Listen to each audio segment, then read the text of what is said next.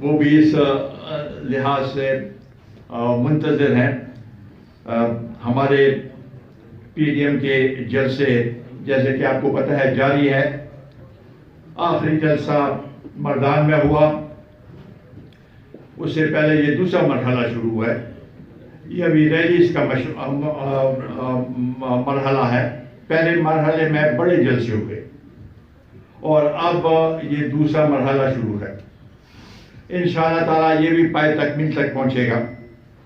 اور ہم اگر اکٹھے ہوئے ہیں پی ڈی ایم میں سب اپوزیشن پارٹیز، تو اس مقصد کے لیے کہ عوام کو جو مسائل درپیش ہیں اور عوام پہ جو آج کل حکمرانی کر رہے ہیں اور ان کی ناقص پالیسیوں کی وجہ سے جو مشکلات کا سامنا ہے عوام کو، اس سے نجات دلانے کے لیے ہم سب اکٹھے ہوئے ہیں.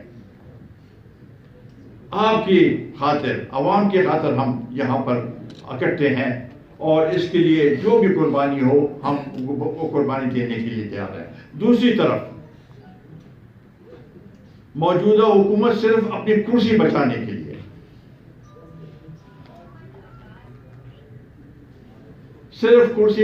کے لیے یہ تگ و دو کر رہی ہے اور جو الزامات لگا رہے ہیں، جو زبان استعمال کر رہے ہیں. میں سمجھتا ہوں کہ تاریخ میں تو ہم نے بہت سی حکومتیں دیکھی ہیں، لیکن ایسے حکومت جو اسمبلی کے اندر بھی اور اسمبلی کے باہر بھی جو نازیبہ زبان استعمال کر رہے ہیں، ایسی حکومت میں نے کبھی نہیں دیکھی. لہٰذا یہ ہم پہ فرض بنتا ہے کہ ہم ان کی نشاندہی کریں. ہم نے کوئی غیر قانونی کام نہیں کیا، کوئی غیر آئینی کام نہیں کیا. یہ جلسے، جلوس، یہ سب قانونی تقاضوں کو پورا سامنے رکھتے ہوئے ہم نے کیے ہیں، آئینی تقاضوں کو سامنے رکھتے ہوئے. اور ہم آئین کو بچانے کے لیے آئے ہیں، جمہوریت کو بچانے کے لیے آئے ہیں، جمہوریت کا تسلسل برقرار رکھنے کے لیے آئے ہیں. عوام کے جو صحیح مینڈیٹ ہے وہ ہم اس کے لیے لڑ رہے ہیں کہ عوام اپنا صحیح مینڈیٹ دے اور وہ حکومت میں حصہ لے، وہ حکومت بنائے. یہ نہیں کہ جعلی مینڈیٹ سے کوئی آئے اور کہے کہ میں عوامی نمائندہ ہوں. آج کل یہ کہہ رہے ہیں کہ میں تو الیکٹڈ ہوں. یہ الیکٹڈ نہیں ہے، یہ سلیکٹڈ ہے. سلیکٹڈ ہے، سلیکٹڈ رہے گا. اور اس کی سلیکشن کو جس نے بھی کیا ہے، ہم سمجھتے ہیں کہ یہ اس ملک کے ساتھ زیادتی اور عوام کے ساتھ زیادتی ہے. لہذا یہ سلسلہ ہمارا اسی طریقے سے برقرار رہے گا. یہ ہم تو شروع سے یہ کہتے رہے کہ یہ نااہل ہے، یہ نہیں چلا سکتا حکومت. اور یہ 2.5 سالوں کے بعد خود احترام کر دیا اس نے کہ مجھے تو پتہ ہی نہیں تھا حکومت کیسے چلتی ہے، مجھے تو اب پتہ چلا ہے. اور نہ تجربہ کار جس کا تجربہ نہ ہو تو اس کو حکومت لینی بھی نہیں چاہیے. بالکل صحیح بات کی ہے. یہ میرا خیال ہے اس کے یہ 2.5 سال کو آپ دیکھیں تو یہ ایک صحیح بات اس نے کی ہے کہ نا تجربہ کار لوگوں کو حکومت نہیں لینا چاہیے. اور یہ نا تجربہ کار خان ہے. اس نے ان 2.5 سالوں میں جو نقصان پہنچایا ہے، میں سمجھتا ہوں کہ یہ اس کی تلافی میں بہت ہی وقت لگے گا. ہمارے اکانومی کو اس طریقے سے برباد کیا. اور ان 2.5 سالوں میں جو گورننس کے، حکومت چلانے کے جو طریقے ہیں، اس میں اتنی نااہلی دیکھنے میں آئی ہے کہ اس کی وجہ سے بہت سے نقصانات عوام کو اٹھانے پڑے. مثلا آج گیس کا بحران ہے سارے ملک میں اور خصوصاً پشاور میں. گیس کا بحران ہے. یہ کیوں یہ بحران آیا؟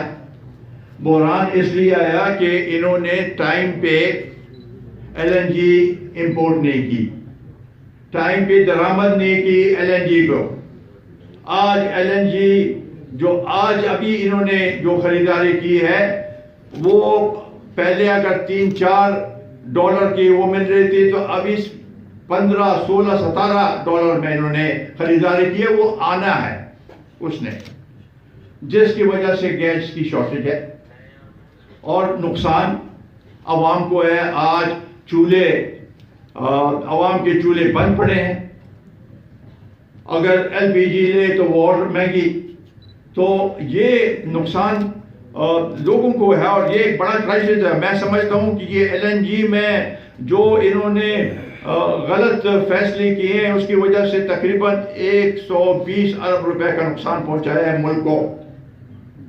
آپ کے جو وسائل پیسے ہیں اس کو نقصان پہنچایا، اس کی انکوائری ہونی چاہیے۔ یہ تو انکوائریاں کرتا ہے، اس کی ہمیں سمجھ نہیں آتی ہے، کمیشن بھی بنا دیتا ہے، انکوائری بھی کرتا ہے، کچھ اس کا کوئی رزلٹ نہیں نکل آتا۔ لیکن یہ انکوائری ہونی چاہیے اور عوام یہ حق پہ جانب ہے کہ وہ پتہ کرے کہ یہ کیوں ٹائم پہ ایل این جی نہیں منگوائی گئی، کیوں اتنی مہنگی خریدی گئی اور کیوں ملک کے $120 ارب کا نقصان کیا گیا۔ اس سے پہلے ایک کرائسس کے بعد دوسرا کرائسس آپ دیکھیں تو چینی، ملک میں چینی کی وافر مقدار تھی، انہوں نے برآمد کی، چینی کی شارٹیج ہو گئی، پھر ابھی باہر سے منگوانی پڑی، بیچی کم قیمت پہ، خریدی ہے زیادہ قیمت پہ، اور جو اب چینی آئی ہے باہر سے وہ کوئی لینے کے لیے تیار نہیں ہے، بارڈر ہے، کوئی لینے کے لیے تیار نہیں۔ اس میں بھی تقریباً اس میں اور گندم میں $400 ارب کا نقصان ہوا ہے۔ گندم، روٹی، ہر ایک شخص روٹی کے لیے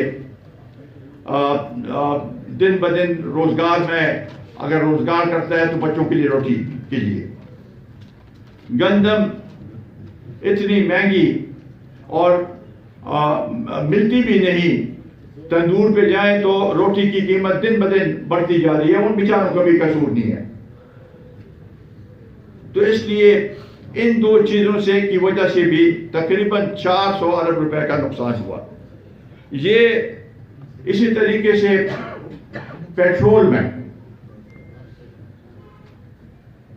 جب عالمی منڈی میں پیٹرول کی قیمت اتنی گر گئی تھی کہ کوئی لینے کے لیے تیار نہیں تھا، اس وقت انہوں نے تھوڑے سے کم کیے پیسے، اس کے پیٹرول باہر سے کوئی منگوایا نہیں، کچھ نہیں کیا، اب دن بدن بڑھتا جا رہا۔ اس وقت جب کم کیا تو پیٹرول پمپ میں پیٹرول دستیاب نہیں تھا، جب مہنگا ہوا تو دستیاب ہو گیا۔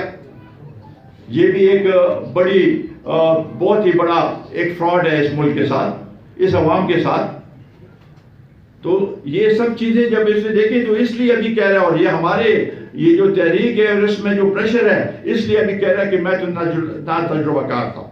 بھئی آپ نہ تجربہ کار تھے تو آپ کو کس نے کہا کہ اس کرسی پہ آ کے بیٹھ جاؤ؟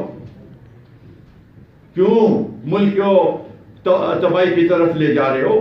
تو یہ چیزیں میں سمجھتا ہوں کہ ملک کو بہت ہی پیچھے لے گیا ہے، اور یہ ہمارے لیے اس کو سنبھالنا بڑا مشکل ہو جائے گا۔ یہ تو ہمیشہ یہ کہتا رہے کہ یہ پچھلی حکومت نے یہ کیا، پچھلی حکومت نے یہ جو ہیں واقعے جو ہوئے ہیں، یہ کرائسس ایک کے بعد دوسرا، اس کے وہ کہتا ہے کہ جی یہ مافیا ہے، وہ مافیا کدھر ہے؟ ہمیں بتایا جائے۔ یہ حکومت میں اور اس مافیا کو یہ بے نقاب نہیں کر سکتا، اس لیے بے نقاب نہیں کر سکتا کہ وہ مافیا کے جتنے بھی لوگ ہیں اس کے ارد گرد بیٹھے ہوئے۔ اس لحاظ سے ملک میں جو بے تحاشا مہنگائی ہوئی ہے، لوگوں کو پریشانی ہے مہنگائی سے، بے روزگاری سے، وہ 1 کروڑ نوکریاں تو چھوڑو، ابھی تو لوگوں کو PIA سے دوسرے اسٹیل مل سے سب جگہوں سے لوگوں کو نکالا جا رہا ہے. یہ صورتحال ہے. اس کے پاس اور کوئی نعرہ نہیں. کہتے ہیں کہ جی کرپشن کرپشن کرپشن. بالکل کرپشن کے خلاف ہم چاہتے ہیں کہ وہ ہو، احتساب ہو، لیکن فیئر ہو، اکراس دی بورڈ ہو، سب کا ہو. اس کے جو یہاں حکومت کے کارنامے ہیں وہ تو کسی سے چھپے نہیں. BRT کا وہ مسئلہ ہے. اگر BRT عوام کے لیے مفاد میں ہے، ہم اس پہ ہمیں کوئی اعتراض نہیں، لیکن اتنی مدت میں جب وقت زیادہ لگا تو اس میں ایسکلیشن ہوئی، اس کی وہ قیمت بڑھی. بسوں میں بھی وہ ہوئی ہے، دھاندلی ہوئی ہے، کیونکہ بس ہر دوسرے دن یا تو آگ لگ جاتی یا لوگ دیکھ کر جو بیٹھے ہوتے ہیں وہ بیچارے پیسے بھی دے کے پھر دھکے بھی لگاتے ہیں. اسی طریقے سے بلین ٹری میں، ملن جبا میں، یہ سب ان کے کارنامے ہیں. اور سب سے بڑا جس سے یہ میرا خیال ہے کہ ان فن میں 2-4 دنوں میں اس کے بالکل ڈیسیٹ ہو جائے گا، نائر ہو جائے گا. جو ان کی فورن فنڈنگ کا کیس ہے اس میں الیکشن کمیشن میں 5.5-6 سال سے چل رہا ہے. بھائی یہ کون سے، اگر اعداد و شمار آپ کو بینک اکاؤنٹ سب دیے تو کیوں اس میں اتنا وقت لگ رہا ہے؟ اس نے روکا ہوا ہے. وہ آ جائے گا سامنے تو آپ کو یہ بے نقاب ہو جائے گا کہ کہاں سے پیسے آئے ہیں. آج اگر FATF میں ہم گرے لسٹ میں ہیں تو یہ نکلے گا تو اور بھی میرا خیال ہے کہ اس میں بھی ایسے کچھ اکاؤنٹس ہیں جو کہ اس پہ سوالیہ نشان بنتا ہے. اگر نہیں ہوتا تو یہ خود کہہ دیتا کہ ریاست مدینہ کی بات کرتا ہے تو یہ خود اس میں تو سب سے پہلے جو احتساب ہوتا ہے تو جو حکمران ہوتا ہے اس کا احتساب ہوتا ہے. تو اس میں یہ ہم سب ڈیمانڈ کرتے ہیں کہ بھئی کرے اس میں احتساب. تو وہ بھی نہیں. ہمارے یہاں کے جو مسئلے ہیں، چاہے فاٹا کا ہے، فاٹا ضم ہو گیا لیکن اس کے مسائل حل نہیں ہوئے. اس کو ہم چاہتے ہیں کہ حل ہو، اس کو وسائل ملے، اس میں ترقی ہو، اور یہ حکومت کچھ اس کے اوپر توجہ نہیں دے رہی. آج اگر کراچی میں MQM والے کہہ رہے ہیں کہ مردم شماری صحیح نہیں ہوئی تو ہم کہتے ہیں کہ فاٹا میں بھی صحیح نہیں ہوئی، اور جگہوں میں بھی صحیح نہیں ہوئی. ادھر زیادہ آبادی ہے اور یہ انہوں نے کم دکھائی ہے. تو اس کا بھی ازالہ ہونے کی ضرورت ہے. سی پیک میں بھی سست روی کا شکار ہو گئی ہے ملک، کیونکہ یہ اب چین کے ساتھ بھی وہ ان کے تعلقات نہیں رہے، کیونکہ یہ سست روی کی وجہ سے وہ جو ان کا جو منصوبہ تھا وہ سست روی کی وجہ سے مشکلات کا سامنا کر رہا ہے. اب ان سب کو اگر آپ دیکھیں تو یہ جو چاہتا ہے اور جو ہمیں بھی یہ کہتا ہے کہ لوگوں کو کہتا ہے، پولیٹیکل پارٹی کو کہتا ہے کہ جی مجھے 2/3 میجورٹی ملنی چاہیے. کس لیے؟ یہ 18ویں ترمیم کو ختم کرنا چاہتا ہے، یہ NFC ایوارڈ کو ختم کرنا چاہتا ہے. مجھے تو حیرانگی ہوتی ہے آج کل یہ جہاں پر بھی ہو تو کہتے ہیں کہ 18ویں ترمیم کی وجہ سے ملک مشکل میں ہے، جب صرف ادھر ان کی حکومت تھی. خیبر پختونخوا میں 5 سال میں نے عمران خان کو یہ کہتے ہوئے نہیں سنا کہ جی یہ 18ویں ترمیم ختم کرو، NFC ایوارڈ ختم کرو، اس میں یہ جو حصہ ہے اس کو ختم کرو. اس وقت تو اس کو سوٹ کر رہا تھا. اب وفاق میں بیٹھ گئے تو کہتا ہے کہ جی ہمارے پاس پیسے نہیں ہیں. پیسے اس لیے نہیں ہیں کہ آپ نے ریونیو جنریٹ نہیں کیا. ریونیوز جو انکم ٹیکس ہے دوسرے ہیں، اس میں پچھلے سال بھی 1,500 ارب کے قریب کمی کی، اس سال بھی کمی ہوگی. اگر یہ پورے پیسے وہ کر دے. یہ تو اس سے پہلے حکومت میں آنے سے پہلے کنٹینر پہ کرتا تھا کہ میں حکومت میں آیا تو 8,000 ارب روپے سال کا میں وہ کروں گا، جمع کراؤں گا. کدھر گئے وہ پیسے؟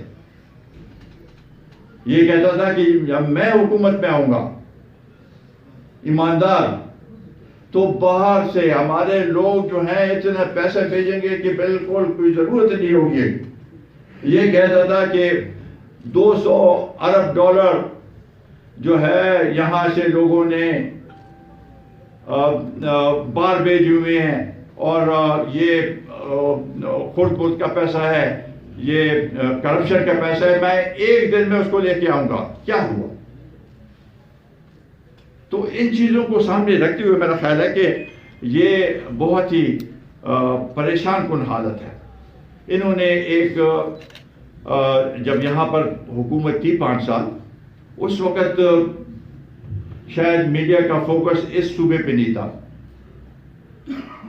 تو وہاں پر جب یہ پنجاب میں، سندھ میں، کہیں پر بھی کہتا ہے کہ ہم نے یہ فلانی اصلاحات کر دی ہے خیبر پختونخوا میں، تو لوگ کہتے ہیں اچھا یہ بھی ہو گیا. تو کہتا ہے پولیس میں کیا، اچھا یہ بھی ہو گیا.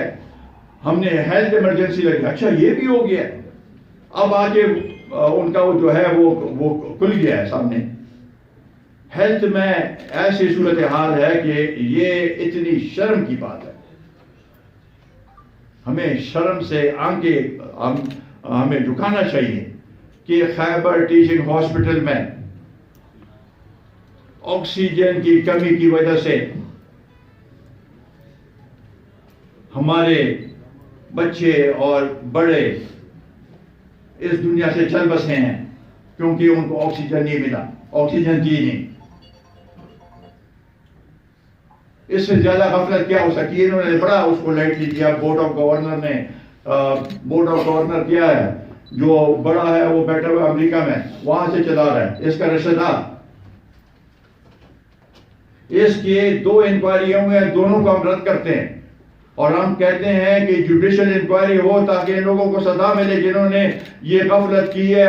یہ بے گناہ جانیں جو ہیں یہ ضائع ہوئی ہیں اور ان کو سہولت نہیں ملی. آپ کارڈ تو دے رہے ہیں لوگوں کو، ہیلتھ کارڈ دے رہے ہیں، لیکن وہاں پر سہولت ہی نہیں ہے. آکسیجن ہی اسی طریقے سے 410 میں بھی ایک واقعہ ہوا ہے، وینٹیلیٹر کام نہیں کر رہا تھا. ایک اور بھی ہوا ہے میرا خیال ہے آباد ہے، وینٹیلیٹر کام نہیں کر رہا. تو یہ آپ کی صحت کی وہ ہے. میرا خیال ہے کہ اگر یہ صورتحال رہی تو ہم سمجھتے ہیں کہ اس ملک کو آگے چلانے کے لیے یہ طریقہ کار نہیں ہے. اس لیے ہم اگر اس کے استعفے کی ڈیمانڈ کر رہے ہیں تو یہ جائز ہے. جائز اس لیے کہ ایک تو الیکشن میں داخلی ہوئی، جائز اس لیے کہ 2.5 سالوں میں اس نے ملک کا کباڑہ کر لیا، جائز اس لیے کہ وہ خود کہتا ہے کہ میں اس کے لیے اہل نہیں ہوں، جائز اس لیے کہ اس کے ارد گرد جو لوگ ہیں وہ بالکل ناتجربہ کار ہے، سمجھ بھی نہیں آتی، جائز اس لیے کہ جو منتخب لوگ ہیں وہ ان کو کچھ نہیں مل رہا، باہر سے لوگ منگوا کے کوئی رشتہ دار کوئی کیا ان سے حکومت چلائی جا رہی ہے، جائز اس لیے کہ پارلیمنٹ نہیں چل رہی، پارلیمنٹ میں لیجسلیشن نہیں ہو رہی، جائز اس لیے کہ سارے لیجسلیشن جو ہے آرڈیننس کے تحت ہو رہی ہے جو کہ ناکامی ہے پارلیمنٹ کی. تو ان سبوں کا جائز اس لیے کہ جو بھی بات کرتا ہے دوسرے دن اس کا یو ٹرن لے لیتا ہے، جائز اس لیے کہ جو وعدے اس نے کیے تھے قوم کے ساتھ ایک وعدہ بھی پورا نہیں ہوا. آج اس شہر کے لوگ انہوں نے بڑے شاید اس میں دیا ہو کہ یہ نیا شخص آیا ہے، حالانکہ یہ تو 5 سال پہلے بھی حکومت کی تھی، پھر بھی ان کو یہ کبھی ہوا نہیں کہ ایک یہاں پر جو بھی حکومت آئے 5 سال کے بعد ان کی وہ اس کا گراف جو ہے نیچے جاتا ہے. انہوں نے کچھ کیا بھی نہیں 5 سال میں، کوئی پروجیکٹ بھی نہیں دیا، اور 5 سال کے بعد 2/3 میجورٹی کے ساتھ آئی. کیسے؟ تو اس لیے ہم سمجھتے ہیں کہ یہی راستہ ہے، یہ استعفیٰ دے اور اس کے بعد ہی، اس کے استعفے کے بعد ہی بیٹھ کے الیکٹرل ریفارمز اور الیکشن کا انعقاد، یہ دونوں چیزیں اس کے بعد ہو سکتی ہیں۔ اس کے یہ تو ایسے بھی کہتا ہے کہ مجھے کوئی پرواہ نہیں کی، اور یہ کہتا ہے، ہر وقت یہ کہتا ہے کہ میں اور اسٹیبلشمنٹ جو ہے ایک پیج پہ ہے۔ کیوں آپ کہتے ہیں بھئی آپ وزیر اعظم ہیں، آپ اگر آپ صحیح معنوں میں منتخب ہیں تو آپ کیوں اور لوگوں کا سہارا لے رہے ہیں؟ ہم سمجھتے ہیں کہ اگر ان کے ساتھ یہ کہتے ہیں کہ ہمارے ساتھ فوج ایک پیج پہ ہے، ہمارے ساتھ عوام ایک پیج پہ ہے، اور عوام کی رہنمائی جو ہے وہ ہمیں ضرورت ہے، عوام کی جو خواہش ہے وہ ضرورت ہے، عوام کی جو مشکلات ہے اس کے لیے ہم تگ و دو کریں گے انشاءاللہ تعالی۔